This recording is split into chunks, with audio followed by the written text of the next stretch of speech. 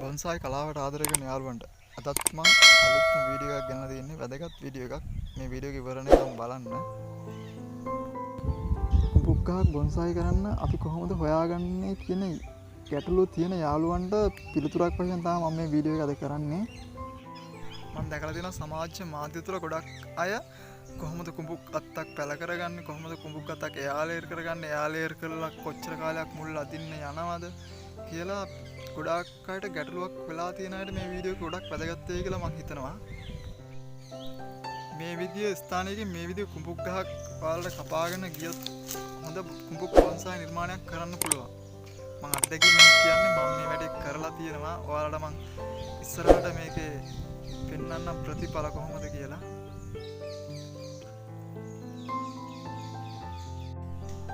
මේ දැන් ඉන්න ප්‍රදේශය කාලයක් තිස්සේ වතුර පිරලා තිබිච්ච ඇලක් වියලු කාලගුණයත් එක්ක වතුර පැහැලා ගිහිල්ලා.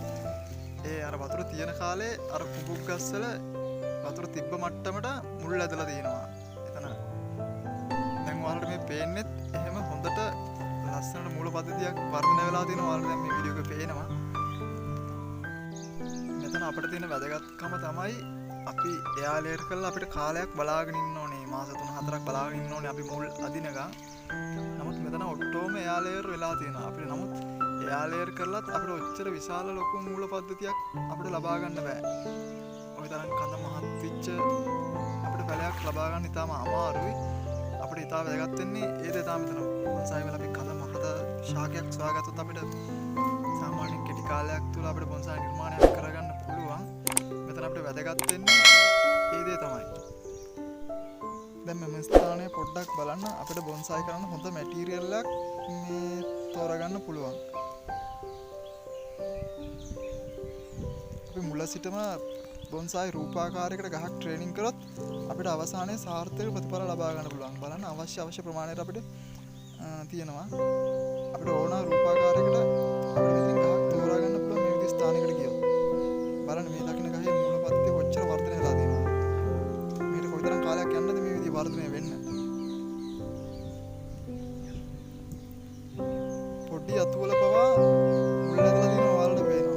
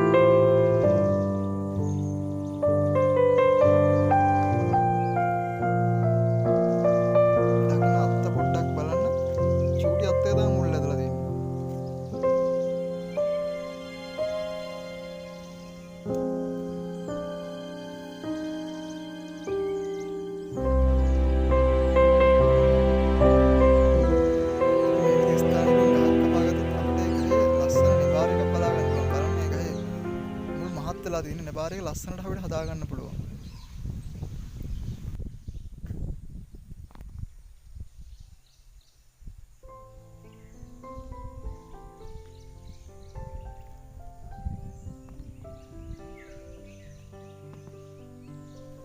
මම තීරණය කරා මට මේ අත්ත කපා ගත්තොත් හොඳ නිර්මාණයක් කරන්න පුළුවන් කියලා බොන්සායි.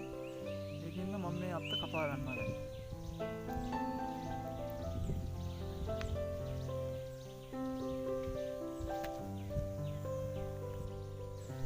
මම මෙතන මේ අත්ත කපා ගන්න යන සෙක්‍රටරියක් භාවිතා කරලා ඔයාලත් සෙක්‍රටරි එකකින් හරි එක්ක කීයතකින් හෝ වැඩි තැරෙන්නේ නැති වෙන්න තීනුව කපා ගන්න බලන්න.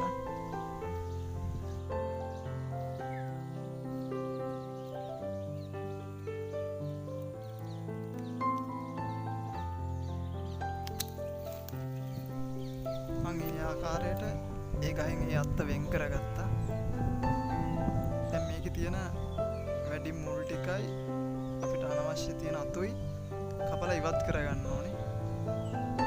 ඊට පස්සේ අපි තීරණය කරපුවා අපි මේ ගහ මොන හැඩයකටද හදාගන්න කියලා අපිට තීරණය කරලා දැන් ඔයාලට පේනද මම අනවශ්‍ය මුල් අයින් කළා අතු අයින් කළා තියෙනවා.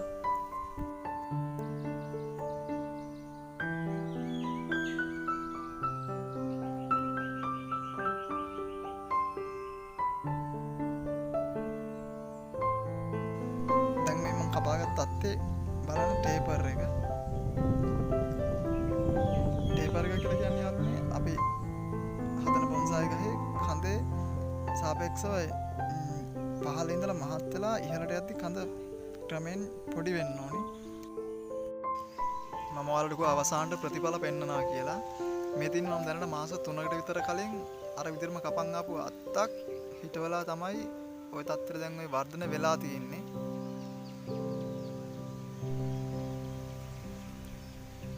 මේ පේන වීඩියෝ එකත් ඔයාලට පේන්නේ මම මේ විදිහට ගස් දෙකක් කපාගෙන ඉවිල්ලා කෙලින්ම පොළොවේම තමයි හදලා තියෙන්නේ.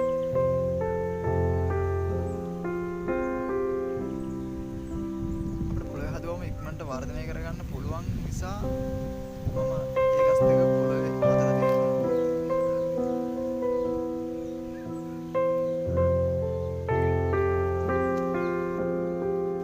කවුරු හරි පැලවෙන්නේ නැහැ කියලා කියනවනම් ඒ කට්ටියට නිදසුනක් වශයෙන් තමයි මම මේ පැලවිච්ච ගස් දෙක පෙන්වන්නේ ඔයාලට. මම හිතනවා මේ වීඩියෝ එක ඔයාලට වැදගත් වෙන්නේ නැති කියලා. ඔයාලත් මේ විදිහට ජීවිත ස්ථානයේදී මේ විදිහට ගෙනල්ලා පැල කරලා ඔයාලත් ප්‍රතිඵල බලන්න අනිවාර්යයෙන්ම පැල වෙනවා. ඊට පස්සේ ඔයාලා ලස්සන බොන්සායි නිර්මාණයක් කරගන්න. මේ වීඩියෝ එක ඔයාලට වැදගත් කියලා හිතෙනවා නම් මාව subscribe කරන්න.